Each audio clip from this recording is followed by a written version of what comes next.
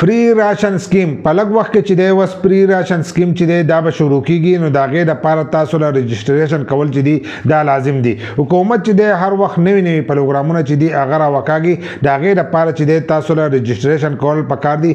که تاسو رجسټریشن نه کړی نو په راتلونکي وخت کې چې دی دغې پروګرامونو نه تاسو فایده چې دا نشئ اوچتولی. په ځینې سیزونو کې چې دی په هغې کې ریلیف میلاویږي لکه څه نه څه ډسکاونټ چې دی هغه ستاسو سره کوي نو تاسو له پکار دي چې تاسو رجسټریشن چې دی دا لازم وکړئ. که تاسو رجسټریشن نه کړی نو تاسو ته دا قسمه سیزونه چې دي دا نه میلاویږي. دا فری راشن چې دی دا په رمضان کې ورکوي. دغه سکیم چې دی دا د روژې نه مخکې شروع کیږي. د روژې نه مخکې شروع کیږي نو د هغې لپاره تاسو د رجسټریشن چې دی دا کول پکار دي ځکه که بیا هغه پروګرام شروع شي نو بیا تاسو د هغې شي نه چې دی پیدا نشئ اوچتولی. رجسټریشن دا دی چې تاسو د بېنظیر په پروګرام کې چې دی خپل رجسټریشن وکوئ. چې تاسو هلته رجسټریشن وکړئ نو ستاسو دغه رجسټریشن وشي. که پاسشیر کې ریلیف راځي نو هغه ریلیف پر ته هم میلاویږي. که دغه شان پروګرامونه راځي په هغې کې به راته هم روپۍ میلاویږي. که تاسو معذور یئ د معذور روپۍ راځي نو د معذور هغه به راته هم میلاویږي. خو د هغې لپاره به تاسو د بېنظیر انکم سپورټ پروګرام دفتر ته به ځئ او هلته کې به اول نمبر چې دی خپل رجسټریشن وکوئ. چې دغه رجسټریشن وکړئ نو هلو د هغې نه وروسته چې دی بیا تاسو د دې پروګرامونو نه فایده چې